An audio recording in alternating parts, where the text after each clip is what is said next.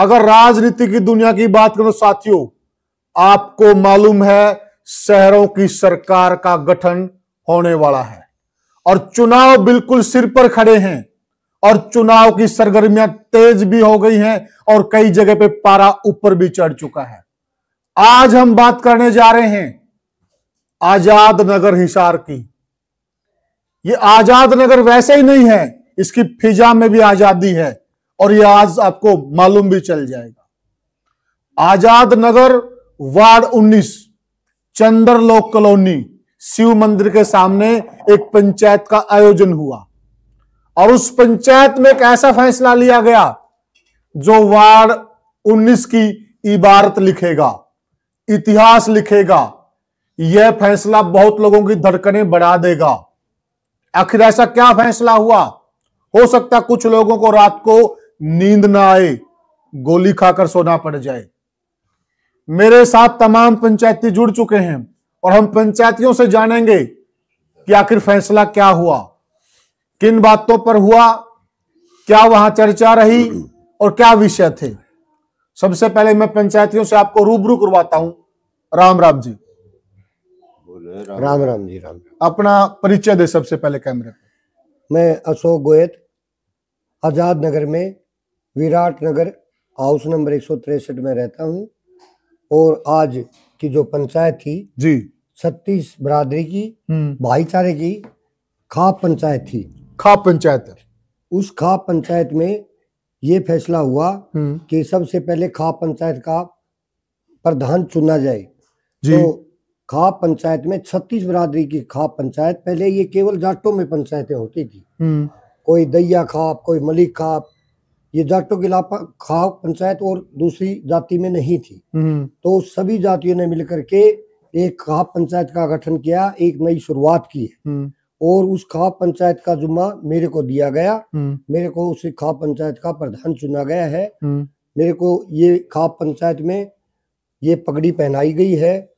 मैं इस पगड़ी का उसमें आश्वासन दिया कि मैं इसका मान सम्मान कभी कम नहीं होने दूंगा, उस पगड़ी को कभी झुकने नहीं दूंगा। ये आपने बहुत ऐतिहासिक फैसला लिया है कि 36 बरादरी ने खाप बना करके एक नई शुरुआत की है। बहुत अच्छी बात कह रहे हैं। देखिए सही कह रहे हैं। ग्राम लेवल पे कई बार कई गांव हैं, कई बार एक गोत्र है, गोत्र लेवल पे, ग्राम लेवल पे आपने इस प्रकार की व्यवस्थाएं देखी, खाप व्यवस्था। लेकिन शहर में, कॉलोनी में, मोहल्लों में अगर खाप व्यवस्था बनाई जाए बड़ी अच्छी बात है। हमने भी सर्व जातीय पुनिया खाप बना रखी, उसमें सभी जातियां हैं और सभी जातियां होनी ही चाहिए क्योंकि ये जातियां सिर्फ हमें कमजोर करने के लिए बनाई गई हैं। सब चीजें हमारी सेम हैं। तो गोयत साहब फिर क्या फैसला हुआ आपकी खाप पंचायत में? उसमें ये फैसला हुआ कि थानों के अंदर छोटे मोटे जो भी केस हैं वो जाते हैं तो उनको सबसे पहले खाप पंचायत के अंदर लाया जाए। बिल्कुल सही कहा। ताकि भाईचारे में उसका समाधान हो सके। बहुत अच्छी बात कही। मैं इस बात के साथ एक बात जोड़ना चाहूंगा। साथियों, आप भी भली भांति वाकिफ हैं, अदालतें और पुलिस आपको सजा तो दिला सकती हैं लेकिन आपका भाईचारा कभी कायम नहीं करवा सकती हैं। भाईचारा केवल और केवल खाप पे ही कायम करवा सकती हैं और जब तक हमारा भाईचारा सुदृढ़ है तब तक समाज, और जब तक समाज मजबूत है तब तक हमारा अस्तित्व है। तो बिल्कुल सही कहा आपने, बहुत अच्छी बात की क्योंकि हम थानों में बर्बाद होते हैं। अब सबको मालूम है पुलिस की व्यवस्था का, सबको मालूम है वो उस पक्ष से भी पैसा ले लेते हैं, इस पक्ष से भी ले लेते हैं, काना कीड़े किसे खून काट दे वो अपनी जेब गर्म कर लेते हैं। तो ये बहुत अच्छी बात है कि आप कोई भी मामले को थाने तक नहीं जाने दोगे, उसको खाप में सुलझा दो। अच्छा फैसला है। इसके अलावा और क्या फैसले हुए? उसके बाद फैसला लिया गया कि पार्षद चुनाव आया हुआ है तो पार्षद चुनाव में सभी पार्टियों के सभी आजाद उम्मीदवार वहां पे बुलाए गए थे कि हम एक अच्छे उम्मीदवार को चुने जो वार्ड के भलाई के लिए काम कर सके। तो उसमें फैसला हुआ कि भाई प्रवीण ढांडा को उसके लिए उम्मीदवार घोषित कर दिया पंचायत ने अपनी तरफ से, खाप पंचायत ने अपनी तरफ से। ये यानी कि प्रवीण ढांडा अब खाप पंचायत उम्मीदवार हो गया। हाँ, खाप पंचायत का उम्मीदवार हो गया और पंचायत ने ये कहा अगर प्रवीण ढांडा जीतता है तो खाप की जीत है, अगर प्रवीण ढांडा हारता है तो खाप हारती है। अच्छा। तो लास्ट में ये फैसला होने के बाद प्रवीण ढांडा ने जा करके उस मंदिर के अंदर अपना माथा टेका था, एक कंडीशन लगा दी थी कि भाई तू इस भगवान के सामने ये हाथ जोड़ करके ये कहे अब भाई मैं तुम्हारी भलाई के लिए काम करूंगा, क्योंकि लोग इस बात को भुगत चुके थे कि वो पहले एक बार पार्षद तो बन जाते हैं, एमएलए भी बन जाते हैं, एमपी भी बन जाते हैं, लेकिन बढ़ने के बाद आम लोगों को भूल जाते हैं, चमचे पाड़ लेते हैं। तो इस बात को लेकर के उनमें बड़ा रोष था। उन्होंने कहा कि भाई हम क्यों ना एक खाप पंचायत बना लिया 36 बिरादरी की, ताकि एक जिस कैंडिडेट को हम खड़ा करें चाहे वो किसी भी जाति का हो। तो इसमें सबकी सहमति, सबकी सहमति है। देखो ये कई बार होता है कि कुछ अपने लोग इकट्ठे करके लिपापोती कर दी जाती है, ऐसा तो नहीं है। सारे थे, अच्छा, कंप्लीट थे, बूढ़े सब। मंदिर में कम से कम भी 70-80 बार अनाउंसमेंट किया गया। आप अपना परिचय दो जी। दोनों हाथ में पकड़ दो, कोई बात नहीं, लगाने की जरूरत नहीं, हाथ में पकड़ के बोलो, आ जाएंगे। उसके अंदर लेडीज, जेंट्स, बच्चे, बूढ़े, यंगस्टर, ओल्ड मैन जो भी था सब वहां बैठे थे। उन्हीं की सहमति से इसको चुना गया है। अच्छा, और उसी हिसाब से फैसला लिया गया है। फैसला लिया गया। हाँ जी। तो आप अपना नाम और बताएं एक बार। मेरा नाम है अरपाल सिंह मलिक। अरपाल सिंह मलिक। तो डांडा साहब, समाज का जो वजन होता है ना, वो अपने आप में एक बहुत बड़ा वजन होता है, और आप पर ये समाज ने वजन टेका है। क्या आप इस बात को किस रूप में लेते हैं? आज की खाप पंचायत के सभापति आदरणीय मेरे बड़े भाई अशोक वैद जी और चाचा श्री अरपाल सिंह मलिक जी और इनकी खाप पंचायत के सदस्यों ने जो फैसला किया है, मैंने उनको सिर माथे लगाते हुए इनके फैसले पर फूल चढ़ाने का काम किया है।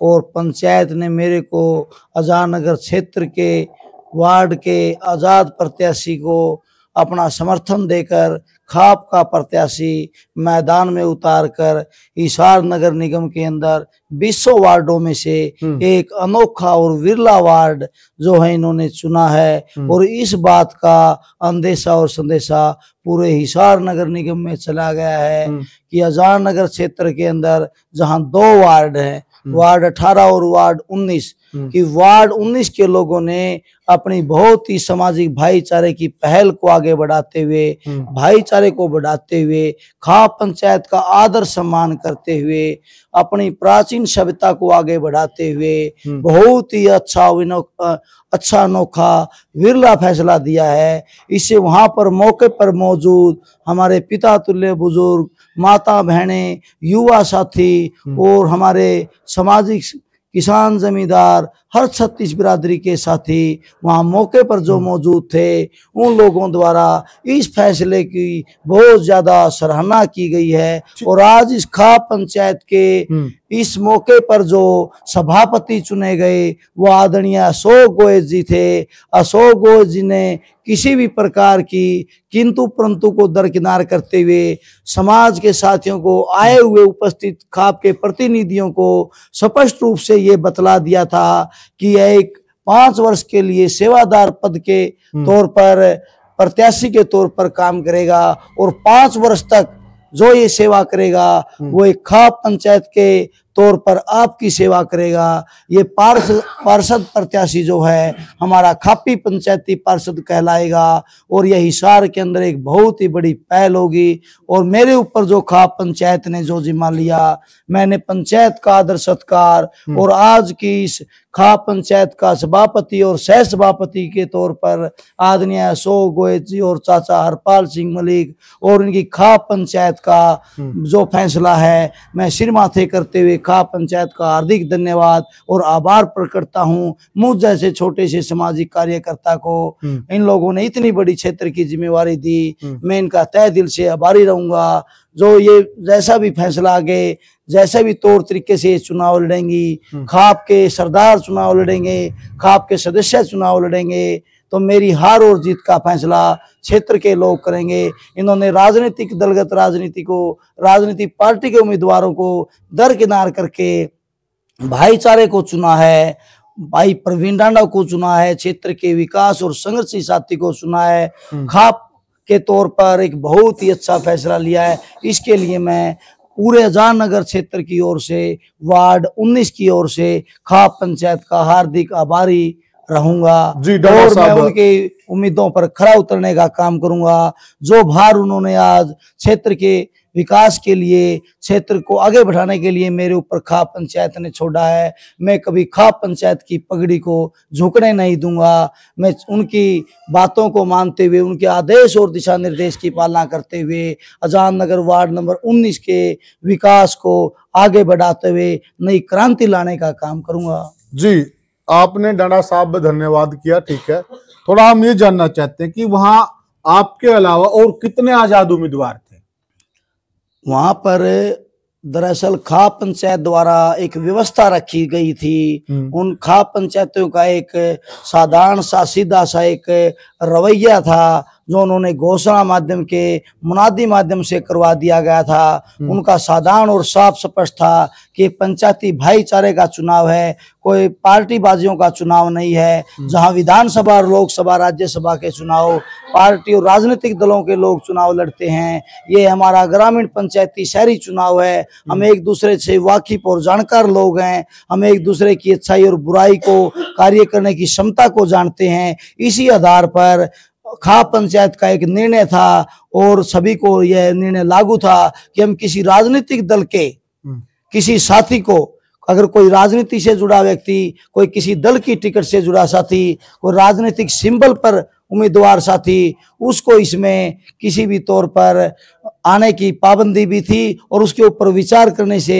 खाप पंचायत ने मना कर दिया था। छोड़ के आजाद की बात कर रहे हैं और साथियों ने समर्थन कर दिया। जितने भी और आजाद उम्मीदवार थे वो आए थे, हमारे पास आए थे। आदरणीय सभापति और सह सभापति हरपाल सिंह जी और सभापति जी अशोक गोयत जी से और उनकी खाप पंचायत के सदस्यों से, सरदारों से मिले थे।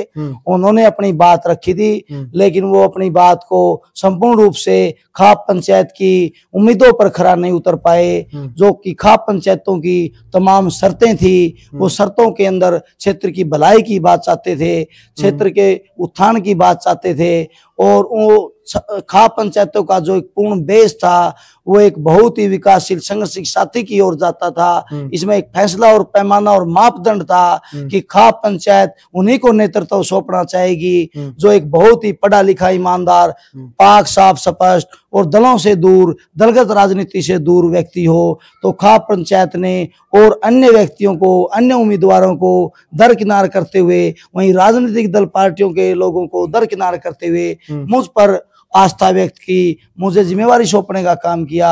तो मैं इसके लिए खाप पंचायत का आभारी रहूंगा और सदा इनकी सेवा करूंगा। जी, तो हम थोड़े और साथी उनसे भी जानना चाहेंगे। आप थोड़ा आगे आइए जी। ये सब इंस्पेक्टर हमारे। आप हाथ में ले लो, हाथ में ले लो, ठीक है। उधर मुंह करके बोलो। आप भी वहां थे, दोनों माइक हाथ पकड़ हाथ में। कोई नहीं, बैठ के बोल दूं। हाँ, बैठ के बोलो, कोई भी इशू नहीं। हाँ जी, साथ में दे। हाँ, तो क्या फैसला है? इस फैसले में आप सबको मंजूर है ये फैसला? बिल्कुल जी। हमारे आदरणीय बड़े भाई अशोक गोयत जी, आदरणीय बड़े भाई मेरे ये मलिक साहब हरपाल जी, और भी हमारी टीम के कई काफी सदस्य थे, जिसमें जाति पाति का कोई मामला कौन है। एक पढ़ा लिखा, एक ये वकील आदमी है जो अपने बहुत पढ़ा लिखा सभ्य, इसका ढांडा साहब जी, प्रवीण ढांडा जी का समर्थन सबने किया मिलकर। अच्छा, और सभी जातियों का समर्थन? हाँ, इसने इसलिए किया है कि मंदिर में इन्हें नेम भी खाया है कि भी मैं किसी भी जाति पाति के साथ कोई भेदभाव नहीं करूंगा, मैं सबका सार्वजनिक काम दिल से करूंगा। दिल से? हाँ, दिल से करूंगा। जैसे डिस्पेंसरी है, स्कूल की जो भी व्यवस्था है वहाँ बच्चों की, या कोई बिजली पानी जो भी है, इन्हें कोई आश्वासन, उन्होंने एक अपना विजन दिया आपको। हाँ, उस विजन पर भरोसा, आपको आश्वासन दिया है भी मैं प्रधान जी का सिर पे ने पगड़ी रखी हमने। तो प्रधान जी ने कहा कि भाई इस बात की मेरी भी जिम्मेवारी है, और पाल भाई ने भी कहा है ये लड़का बहुत आगे बढ़ने वाला है, इसका समर्थन करो। तो सबने भाई इसका मिलकर ने, बड़े बच्चे सभी ने समर्थन किया। आगे दीजिए आप माइक। अजय, आप क्या कहेंगे? मतलब जो आज एक सामूहिक फैसला हुआ है, ये कितना मजबूती से किया गया ये फैसला? ये महापंचायत का फैसला लिया है जी, और महापंचायत ने चुनिया प्रवीण ढांडा को, और ये महापंचायत की हार जीत है जी। महापंचायत ही चुनाव लड़ेगी, प्रवीण ढांडा नहीं महापंचायत चुनाव लड़ेगी। अच्छा, तो ये सारी खाप पंचायत का फैसला है? बिल्कुल जी, सारा भाईचारे का फैसला जी। आज से जो प्रवीण डांडा है वो भाईचारे का उम्मीदवार है। भाईचारा का उम्मीदवार है। भाईचारा जी, तो सारा भाईचारा मिलकर चुनाव लड़ेगा। भाईचारा मिलकर चुनाव लड़ेगा, सर्वसम्मति से लिया गया फैसला से चुनाव लड़ा जाएगा। बात और है सर जी। तो साथियों, जैसा कि बता रहे हैं सारे खाप के नुमाइंदे बता रहे हैं कि एक भाईचारे का फैसला है और आज से प्रवीण डांडा भाईचारे का उम्मीदवार है। आप क्या कह रहे हैं जी? खाप पंचायत ने अपना ऑफिस भी अलग किया है। अच्छा, प्रवीण डांडा का ऑफिस अलग है। अच्छा, खाप पंचायत ने ये कैंडिडेट मान के, अपना कैंडिडेट मान करके कि अब पंचायती कैंडिडेट खाप पंचायत है, ये तो एक चेहरा है, तो उसका ऑफिस रहेगा पेट्रोल पंप के सामने। अच्छा, ये अपने ऑफिस में अपना काम करता रहेगा। हार जीत खाप की होगी। ठीक है, ये फैसला लिया गया।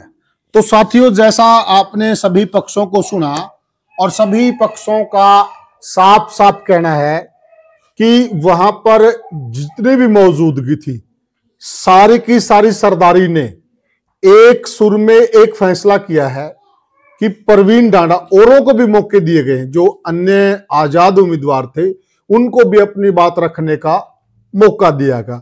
सबसे पहले वहां जितने भी कैंडिडेट से उनसे विजन मांगा गया कि आप अपना विजन बताइए, आप क्या करने वाले हैं अगर आप जीत जाते हैं, या हम अपना मत आपको क्यों दें।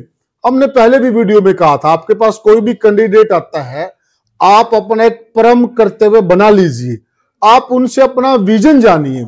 जब आपको उनका विजन पसंद आए, उनमें लगे कि हाँ ये वह आदमी है जिसको मुझे अपना मत देना चाहिए, उसके बाद आप मत का फैसला कीजिए। साथियों, ये एक लोकतंत्र का त्योहार है। 5 साल में ये ताकत आपके पास आती है, आपके हाथों में आती है। और अगर 5 साल में आप ऐसे आदमी को वोट दे देते हैं जो आपकी भावनाओं पर खरा नहीं उतरता, विकास नहीं करवाता, उसका कोई विजन नहीं है, तो आप बहुत गलत करते हैं और उसके लिए आप ही जिम्मेदार हैं। फिर बाद में आप कोसते हैं कि हमारे साथ गलत हो गया। नहीं, उसके लिए जिम्मेदार आप ही, क्योंकि उसको वोट आपने ही दिया है, मत आपका था। मताधिकार का सोच समझकर फैसला करें। तो यहां आप जानते हैं, जितने भी तमाम खाप के लोग बैठे हैं, जितनी सरदारी बैठी है, सरदारी ने अपनी बात आपके सामने रखी है। इन बातों से आप कहां तक सहमत हैं, आप बताइए, आप कमेंट सेक्शन में हमें बताइए। और जो आज का माहौल है उस पर आपके क्या विचार है वह भी बताइए, और आप वह भी बताइए कि आप क्या चाहते हैं कि जो आपका उम्मीदवार है, जिसको आप वोट देना चाहते हैं, उसमें क्या खूबियां हों। जब आप अच्छे से सोचेंगे या आप जागरूक हो जाएंगे तो आपके साथ खिलवाड़ नहीं होगा, ये सच्चाई है।